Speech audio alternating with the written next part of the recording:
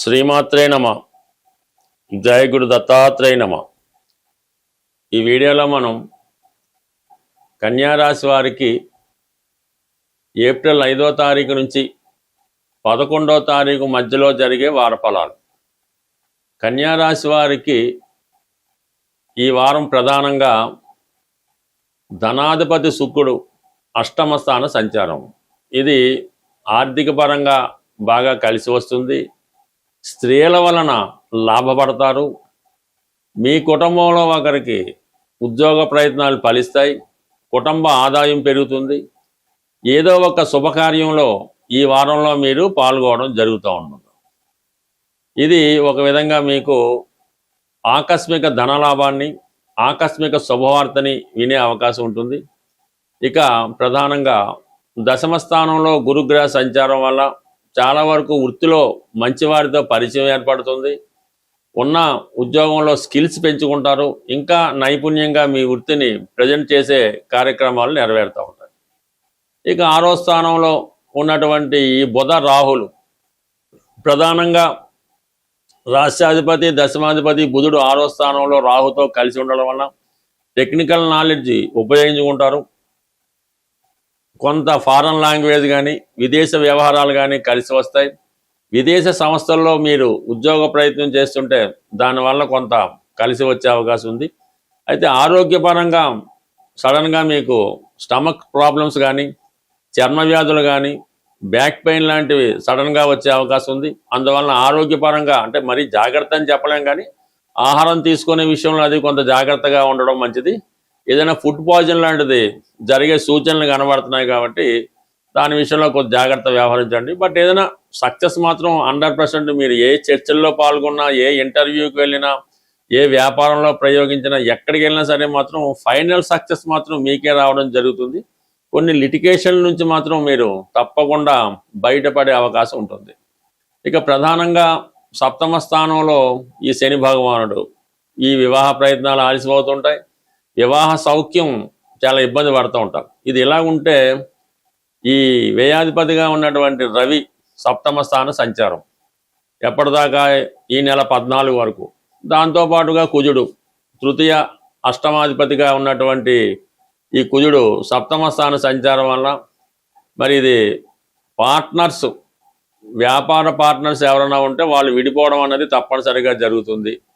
అలాగే వివాహం జరిగిన తర్వాత భార్యాభర్తల మధ్య ఉన్నటువంటి డిస్ప్యూట్స్ ఏమైనా ఉండి అవి కోర్టులో పెండింగ్ ఉన్నా, పెద్ద మనుషుల వ్యవహారంలో ఉన్నా ఇది పూర్తిగా సెటిల్ అయిపోవడం జరుగుతుంది. అంటే ఎవరికి వాళ్ళు విడిపోయి ఎవరు విషయాల్లో వారు ఇండిపెండెంట్గా నిర్ణయాలు తీసుకోవడం జరిగే అవకాశం ఉంది.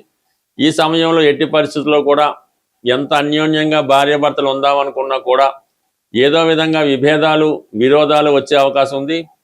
ఇతరుల జోక్యం వల్ల కుటుంబ జీవితం నాశనం అయ్యే అవకాశం ఉంది. కాబట్టి సాధ్యమైనంత వరకు ఎంత ఇబ్బంది వచ్చినా సరే భార్యాభర్తలు పరస్పరం చర్చించుకొని ఒక రాజీ మార్గంలో వెళ్ళాలి తప్ప ఇందులో ఎవరు టెంప్ట్ అయినా, ఎవరు ఆవేశపడినా, ఎవరు ఇతర మాటలు విన్నా అది చాలా వరకు మీ యొక్క వివాహ జీవితం విడిపోవడానికి కారణం అవుతుంది. కాబట్టి ఈ విషయంలో ఏమాత్రం మొహమాటం లేకుండా చాలా జాగ్రత్తగా ఉండండి. చిన్న పొరపాటుకి పెద్ద పనిష్మెంట్ మీరు తీసుకోవాల్సి ఉంటుంది. ఇది కామన్గా ఈ సప్తమ స్థానంలో ఉన్నటువంటి ఈ 3 గ్రహాలు నిజంగా వివాహ జీవితంలో మీకు ఈ 3 గ్రహాలు జన్మజాతకంలో సప్తమ స్థానంలో ఉంటే అసలు వివాహమే జరగదు. సో ఏదన్నా ఇప్పుడు ఈ గోచారరీత్యా వచ్చాయి కాబట్టి అంటే దీనికి జన్మజాతం కూడా సపోర్ట్ చేయాలి. జన్మజాతకంలో మీ సప్తమ స్థానం పాడై ఉండి దానికి సంబంధించినటువంటి దశలు జరుగుతున్నప్పుడు ఇప్పుడు ఈ విధంగా మీకు ఈ విషయంలో, ఈ వివాహ విషయంలో ఇబ్బంది కలిగే అవకాశం ఉంది. సప్తమ స్థానంలో ఉన్నటువంటి 3 గ్రహాలు దశమ స్థానం మీద కూడా వాటి ప్రభావం చూపుతుంటుంది. కాబట్టి ఉద్యోగపరంగా కూడా ఉద్యోగం పోగొట్టుకోవడం కానీ, మారడం కానీ, కొన్ని అనుకోని ఇబ్బందులు ఈ రాశివారు ఈ వారం అటు పెళ్లి విషయంలోనూ, దాంపత్య విషయంలోనూ, ఉద్యోగ వ్యాపార విషయంలో జరిగే అవకాశం ఉంటుంది. ఈ రోజుల్లో ప్రతి ఒక్కరూ కూడా ఏదో ఒక బలహీనతకో, అనారోగ్యానికో ఉండి దానివల్ల ఇబ్బంది పడుతూ ఉంటారు. ప్రధానంగా ఈ వివాహం జరిగిన తర్వాత కొంతమంది అబ్బాయిలు అనుకుందాం, వారి యొక్క జీవితంలో ఏదో గతంలో ఉన్నటువంటి పొరపాట్ల వల్ల, ఆర్థిక సమస్యల వల్ల, ఏ కారణం వల్ల విపరీతమైనటువంటి స్త్రీ వ్యామోహాన్ని పెంచుకోవడం జరుగుతూ ఉంటుంది. అంటే భార్య ఉండగా ఇతర స్త్రీల మీద ఇష్టం పెంచుకోవడం, వారితో సహజీవనం చేయడం, అంటే దానివల్ల ఏమైతే ఈ వచ్చిన సంపాదన ఖర్చు అయిపోవడం, రుణాలు చేయడం, ఈ అప్పుల వల్ల ఇబ్బంది పడటం, ఈ విధంగా అవతల వాళ్ళని వదులుకోలేక, ఈ అప్పులు తీర్చలేక ఆర్థిక పరిస్థితుల్లో ఉన్నవాళ్ళు స్ఫటికమాల అని ఉంటుంది. ఈ స్ఫటికమాల ధరించడం వల్ల ముందుగా ఏంటంటే ఈ స్త్రీ వ్యామోహం నుంచి బయటపడడం జరుగుతూ ఉంటుంది. అలాగే ఖర్చులు కూడా అదుపులోకి రావడం జరుగుతూ ఉంటుంది. అంటే సాధారణంగా అందరికీ తెలిసే ఉంటుంది ఈ స్ఫటికమాల అన్నది ఈ విధంగా ఉంటుంది.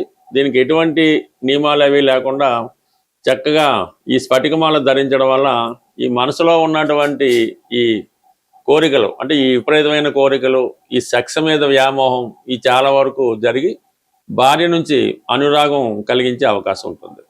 దాని తర్వాత ప్రధానంగా ప్రస్తుతం ఇప్పుడు అందరికీ అందుబాటులో ఉన్నది కరుంగిలి మాల. అంటే ఇంకా అది చదువు పూర్తయిన నిరుద్యోగులు అవ్వచ్చు, ఆల్రెడీ కొంతకాలం పాటు వ్యాపారం చేసి నష్టాల్లో ఉండవచ్చు కావచ్చు, ఎక్కువగా రియల్ ఎస్టేట్ రంగంలో ఉన్నవాళ్ళు.